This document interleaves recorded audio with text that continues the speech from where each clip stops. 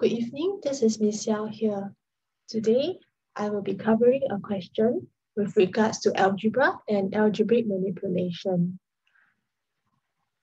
Get a piece of paper, some stationery, and a calculator to work out these questions.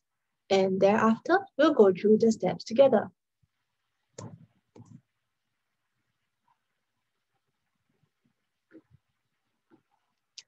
Let's take a look at question 1a, part 1. So you are asked to factorize 3x squared plus x minus 2. When a question asks you to do factorization, what comes to mind is the cross method. Okay, so if you were to do the cross method, the first term, which is the ax squared term, will be written down here. The x term will be by the side, and the constant term will be in the middle. Okay, so from here, when we want to factorize it, we need to think of two factors that multiply to give you 3x squared. And the only option is 3x multiplied by x. Okay, so that gives you 3x squared. Now, for the other two terms here that multiply to give you -2, we have either -2 times 1 or -1 times 2. Okay, in this case, it will be -2 multiplied by 1, because if you to multiply 3x by 1, okay, because it's cross method, right? So when we multiply, we have to multiply the terms across.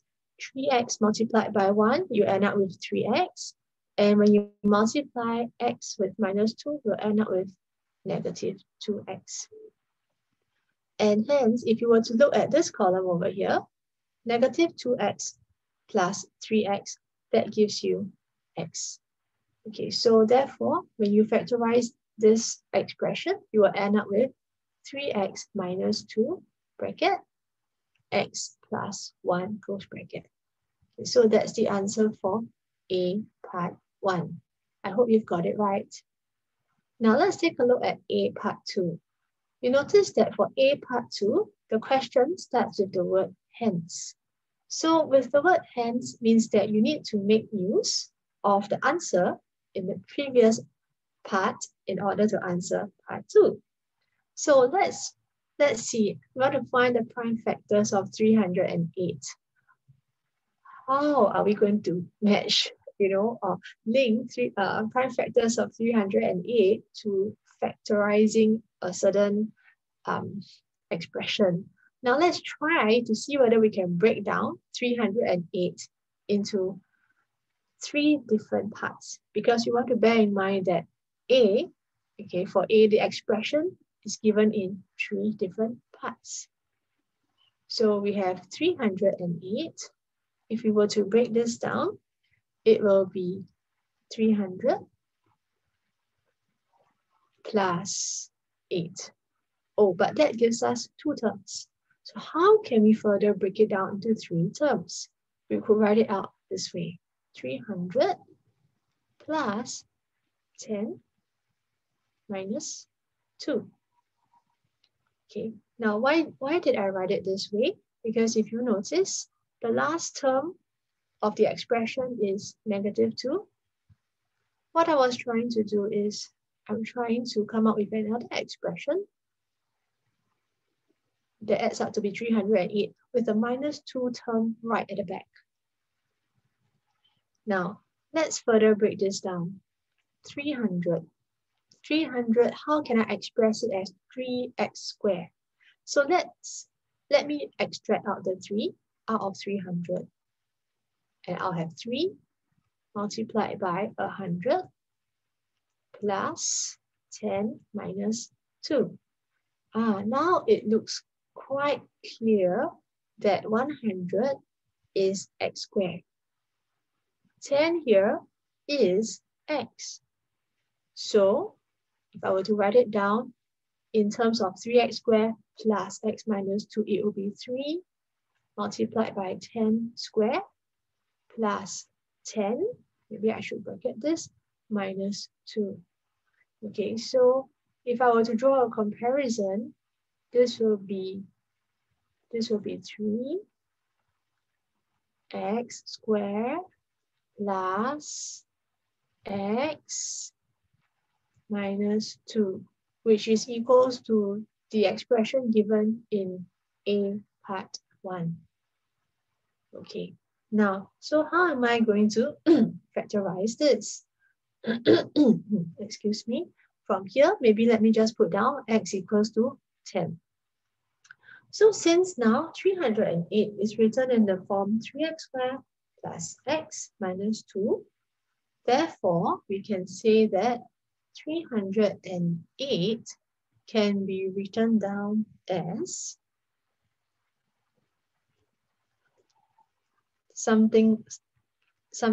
written down as this form. So what exactly is x? I'm going to replace x by the number 10, as we have found previously. So instead of x, I'm going to put down 3 multiplied by 10 minus 2 for the first bracket, and second bracket, 10 plus 1. Okay, so with this, I have broken down 308 into 2 factors. First factor will be 30 minus 2, that gives me 28. And the second factor will be 10 plus 1, that gives 11. This is not the answer, because if you were to look back at the question, they're looking at prime factors. So prime factors are factors that consist of only prime numbers. Okay. Now, which factor of 308 given is not prime factor? 28, right? So let's see, could we break down 28 into its prime factors?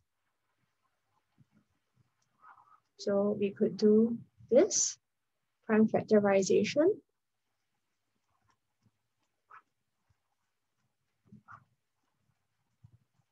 Okay, so 28 is made up of 2 squared times 7. Okay, and we have 11 here. So what are the prime factors of 308? Are we able to get our answer now? Yes, right? So quite easily, we know that this is one prime factor, this is a second prime factor, and this is a third prime factor. So our answer is 2, 7, and 11.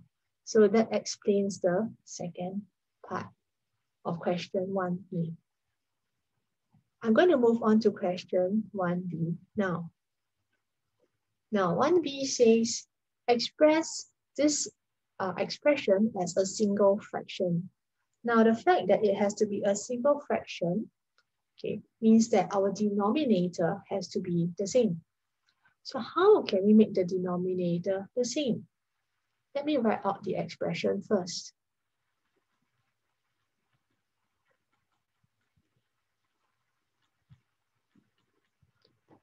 Okay, first and foremost, if you notice that the denominator of the first term is quadratic, could we simplify this by factorizing it? Okay, so by doing that, we can actually see whether between the two fractions, can one fraction be multiplied by a certain factor to be given to become the second fraction. So let's see. Let's try to factorize x squared minus 5x plus 4. Okay, I'm going to fast forward the steps, and when we do so, you realize that it is x plus 1 over bracket x minus 4 close bracket x minus 1. Okay, and I'm going to write down the second term as it is. Okay, now from here, let's see. With regards to the denominator of both terms, you will have x minus 1 on one as one of the factors in the denominator, and for the other, you have 1 minus x. Looks quite similar. However, the terms, the symbol, the sign is actually switched, right? Instead of plus, you get a minus. Instead of a minus, you get a plus. How do we make the, this particular portion become x minus 1 for the second denominator, the denominator of the second fraction? What we could do is this.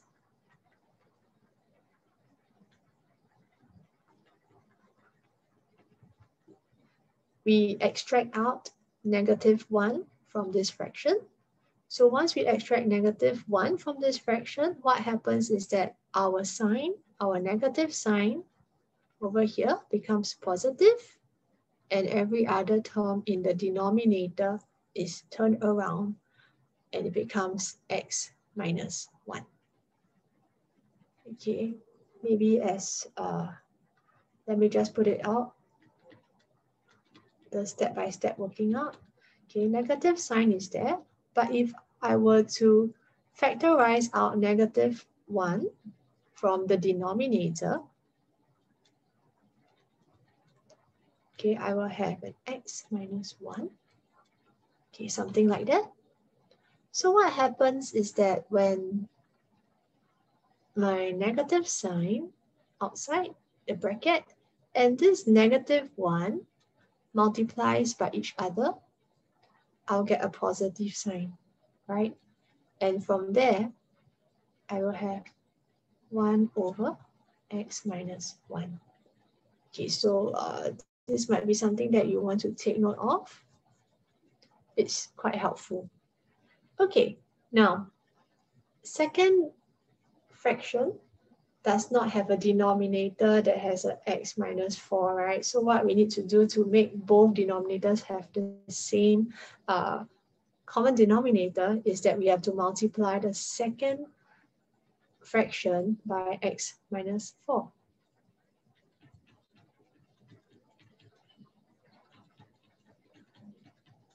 Okay, and after doing so, we will have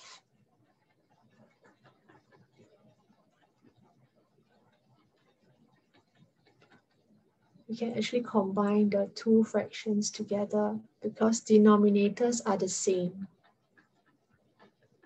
Okay, it will look something like that.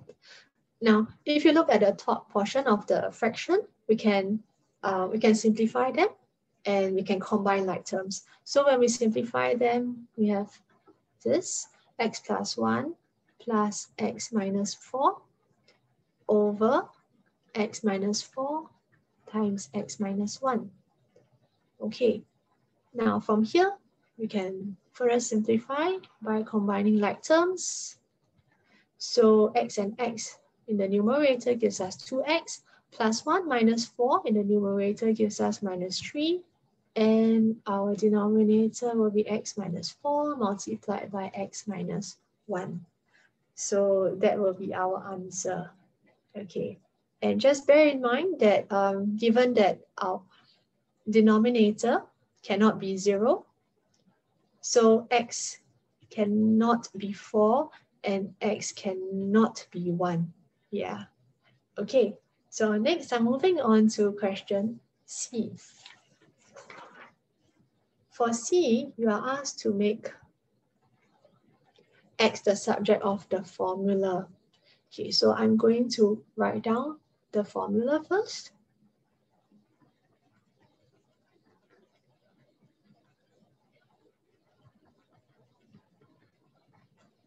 And let's see, to make x the subject of the formula means that x needs to be on the left-hand side and every other term that is not x has to be on the right-hand side.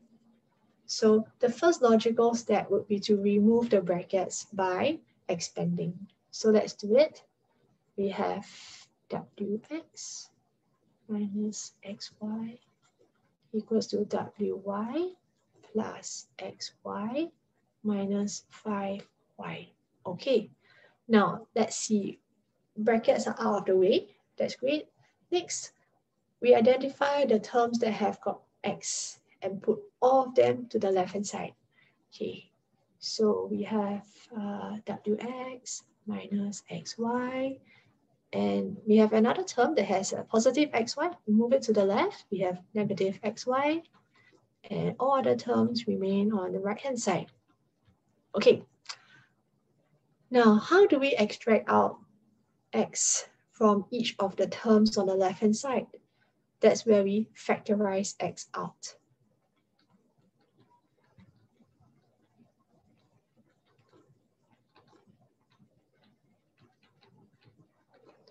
Okay, and of course, over here, you might notice, hey, how come I have minus y and minus y? That's where you can combine terms, right? So if you combine these two terms, you will get minus 2y. Okay, let me just tidy it up.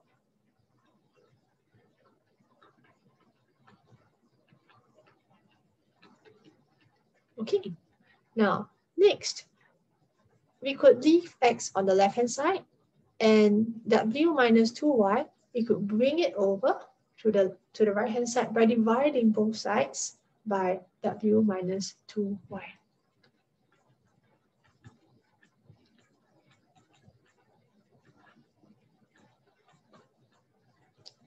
And we could actually stop here, but I would like to go one step further by factorizing the numerator.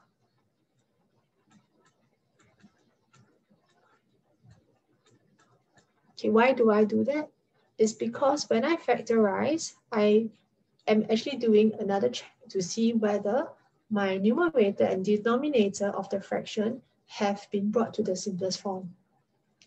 If it is, there's nothing to cancel from top and bottom by dividing by the same factor. But if it isn't, then you realize that there is something that I can divide both numerator and denominator by. So this leaves us with our answer. I hope that you are okay so far and able to understand what's going on. All right, we're going to move on to the last question. Hang on a little more.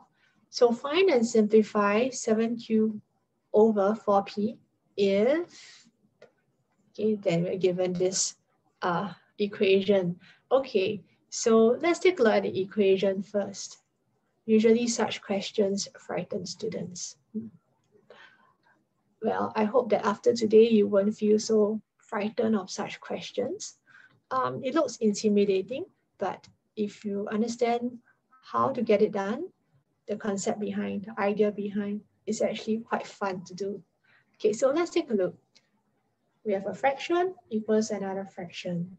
And usually, when we are given one fraction to be equals another fraction, you could do something to it to simplify it. You might have learned about cross multiplication. Yeah. Now, when you cross multiply, this means that you will have no more fractions, right? So when you cross multiply, on one end, you will have 27q minus 18p, and on the other hand, you will have 8p plus 20q. All right, now let's combine the terms that are like. So it will be 7q. Okay, if I bring 20q over, equals to 26p. All right, so at this point, let's take a look at what we are trying to get to. In the question, we are asked to find 7q over 4p. So 7q over 4p. Hey, then we find out, we ask ourselves, isn't 7q equals to 26p, right? So instead of 7q, what we could do in place of 7q is we write down 26p, since they're the same. And 4q remains as it is. I put down 4p. And from here, we could simplify. Now, how do we simplify? We notice that numerator and denominator both have the terms p. We could divide both sides by p. And numerator and denominator have a common factor of 2. So we could divide both numerator and denominator by 2. So we'll end up with 30 in the numerator and denominator will have 2. So our answer will be 13 out of 2. And if we convert it into a mixed number, it will be 6.5. So that leaves us with our answer. I hope that you have found the explanation understandable and you're able to apply into similar contexts of other questions. Yeah. By the way, the questions are taken from Discovering Maths 3 by Chow Wai Kiong and Yong Fuk Ming from Star Publishing Private Limited. If you would like to connect with me to find out more about my lessons, do check out my blog, Facebook page, or YouTube resource channel, whereby you can find more teaching resources just like what you have viewed today. I hope that you have an enjoyable time of learning and hope to see you soon again.